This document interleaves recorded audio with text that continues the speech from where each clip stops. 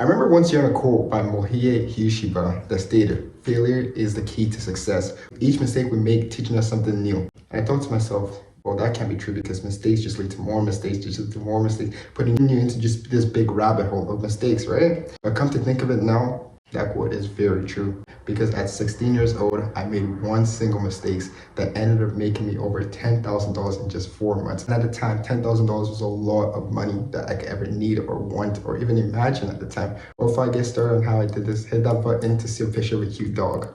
Yeah, I wish that was my dog too, but sadly, it's not. But let's get started. I would like to tell you how this was all possible before we actually even get into the story. One way I was able to make $10,000 was just through the art of resale. Simply just selling one product that for more than the price you end up buying it for. And yes, I know that's how business works in general, but at this time, it was at a very basic scale. Like I was only 16 years old, so I didn't have no degree, no schooling of marketing, no advice, nothing really. I just knew that in order for me to fix my mistakes, I had to get a product and sell it for more than I got it for. And the opportunity just kind of fell at a silver platter because at the time I didn't even know about reselling. It just kind of happened. So the mistake that I made that ended up kickstarting my marketing career was simply just losing my friend's beats. Yes. So I ended up borrowing one of my best friend at the time, headphones, like, you know, Beats, like the headphones that you used to listen to music.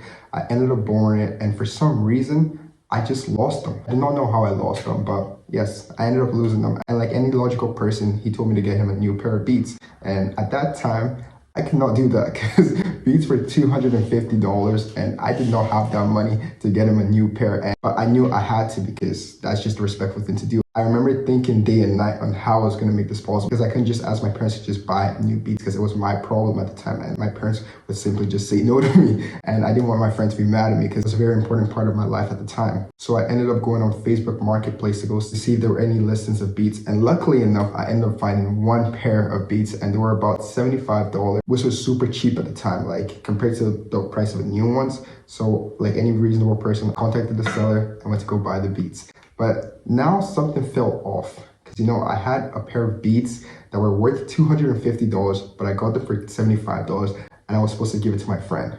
And I didn't really feel good just giving it to my friend because it felt like I was getting like ripped off. But in reality, I wasn't getting ripped off because I was the one that ripped someone off to get cheap Beats. But at the time, I just knew that, okay, this is really interesting because I have a product worth a lot more than I got it for. And I also thought to myself, I could just resell the same product to someone else for a higher price because brand new, it's worth $250 and I could at least get maybe $150 or maybe $200 for the same pair, which for someone else, it's a big bargain. So I decided I'm gonna list this product up in the same app I got it from and hopefully I'm able to sell it. So all it took was just taking a few pictures, make a description, and just list it on Facebook Marketplace also. And just a couple of days after, I was able to sell it. And now I was sitting on about $200. So from $75 to $200 in a couple of days. And at the time I wasn't working, I was just playing soccer. So it was kind of a big deal for me. This was like my first real way of making money. So I ran with the same idea and repeated the same process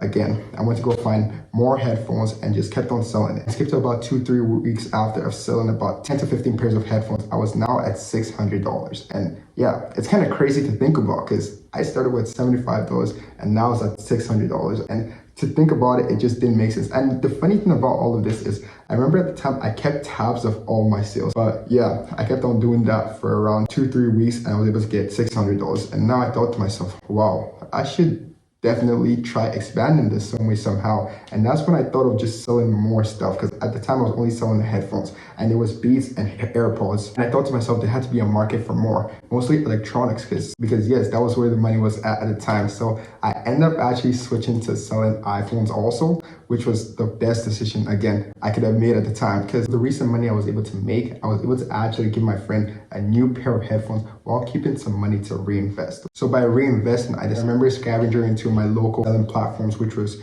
Facebook Marketplace, Kijiji, and Craigslist. I just kept on looking at phones and I noticed that some phones were cheaper than others and some were more expensive. So it seemed like there was a base level for the price of the phones and a lot of people were selling it under that. And the funny thing about using these platforms is you can also negotiate with people. So let's say someone is selling it for like $100. I could try getting the phone for $80. And if I'm able to persuade them or negotiate properly, I could get it for that low price and sell it for the price that most people were actually selling it for. So I started doing that and I must say, I was actually actually able to profit a lot more because phones are more expensive than Beats or AirPods, because now you're selling an iPhone for, let's say, like $400, $500. And at the time I only had 600, so I was able to maybe buy 2 iPhones. But when you end up selling the iPhones, you're getting a lot more money because each phone goes for like 500. So from 600, I bought 2 phones. I was able to turn it into $1,000. And this time I was like, wow, okay, this is going good and I'm making a lot of money now. Like, because in my head, like when you see like $1,000 catch, it's like,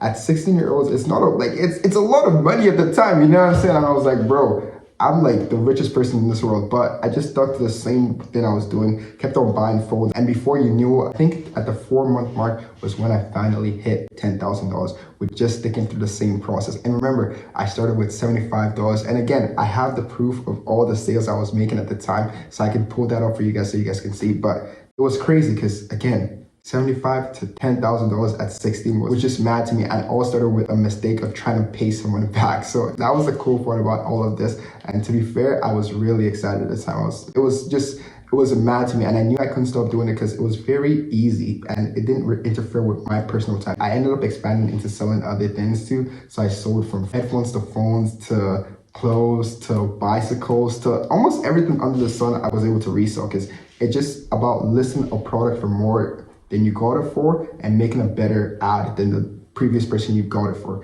So the idea was very simple to understand, and yeah, that's what I kept on doing. This was able to teach me the foundation of just how business works in general, just being able to flip something and just being able to market a product properly. So if you're a teenager looking to make extra income on the side, just look through your local selling platform. And since I'm from Canada, we use Facebook Marketplace, Kijiji, Craigslist, I don't know about other parts of the world, but I'm sure they use kind of the same thing. Just scavenge through those and find products for a good price that you can flip later on. One advice I would want to give before you get started on this is remember, good deals don't last in the market for way too long. So if you're seeing an ad and it's still on the market after 2-3 weeks, just know there might be something wrong with that. So be careful in that. But honestly, what else that worked for me in this whole process was just being able to negotiate with people, just being able to communicate. Because I felt like if you're really persuasive of why you need the product you're trying to sell, you're more likely to sell it to you. And I always just tell people I was a young kid that just needed the product really, really bad. And everybody just seemed to want to help me. And the only real marketing skill you need for this is just being able to take better pictures than what they posted, or even the same pictures, and just having an honest description of the product. And that's really all it takes to release a product and hopefully flip it for more money than you got it for. And I promise you, it really is the easiest way to make money as a teen without really knowing how to do too much, because you can do it with so many different things. Like you can even just look around your house